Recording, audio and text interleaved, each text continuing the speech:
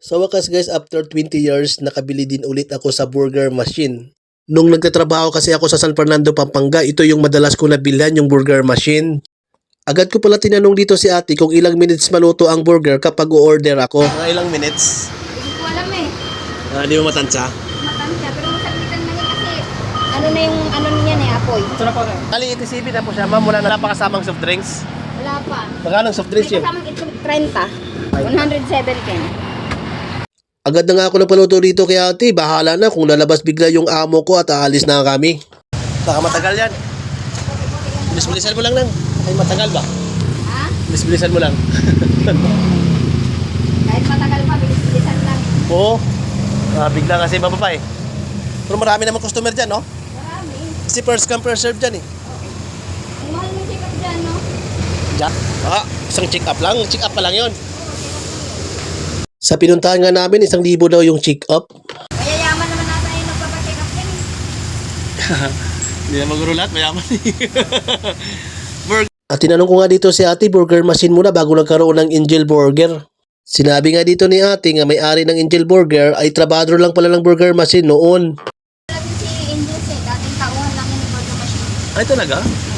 Naging tauhan ni, Nang nakaipon, nag Pundar. Sarili. Kung nagsarili, Nagsarili. kita sa lalong nagdaming brands, no? Dumaming brands. Kasi sa amin, dami yun. Puro Angel, no? Wala na burger machine sa amin. No? Tapos kung nakakain dito dati, burger machine sa Pampanga pa eh. Abala nga talaga si ate dito sa pagluluto ng burger na order po natin. Alam nyo guys, napakamura na po ng burger nila. Buy one, take one po, 87. Overload po sa laman talaga.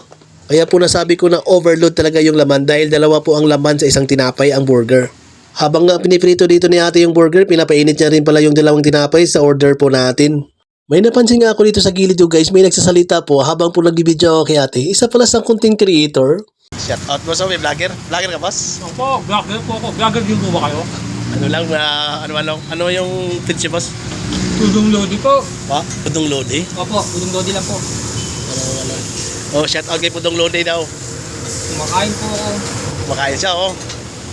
Nakakatawa naman guys kasi alam naman natin halos lahat na tao content creator na ngayon. Biniro ko pa nga dito si ate, sabi ko may libre yan kasi na-promote po yung burger machine nyo. Burger machine mo, give promote. Dapat din may ano yan. Wala pa akong sahod po.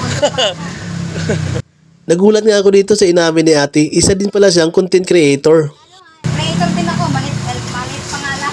Lahat naman mga tao ngayon creator na eh. Hindi na kasi ako nakakapag-post. Tapos tayo Kaya pamimigay ng Maganda yan, may ano ka, habang nagluluto ka dyan, ginibidyoan mo. wala ka cellphone na nakaw eh. Ay, yun, tsaka delikado dito pag ganito, lantad, oh. Nakaraang araw lang nanakaw. Anong probinsya mo? Camiguin Island. Camiguin Island, the island of your imagination. Camiguin Island. Ganda yan, ah. Yung ano, yung mayroong cemetery sa Bitalasalan. Oh. Napabidyo na naman ako dito ulit sa katabi ko na content creator. Enjoy lang, enjoy, ah.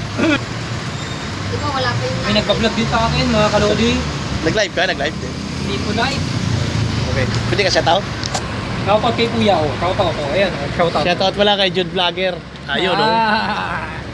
Vlogger din tong bumibili, customer ng burger machine. Napadaan lang kami.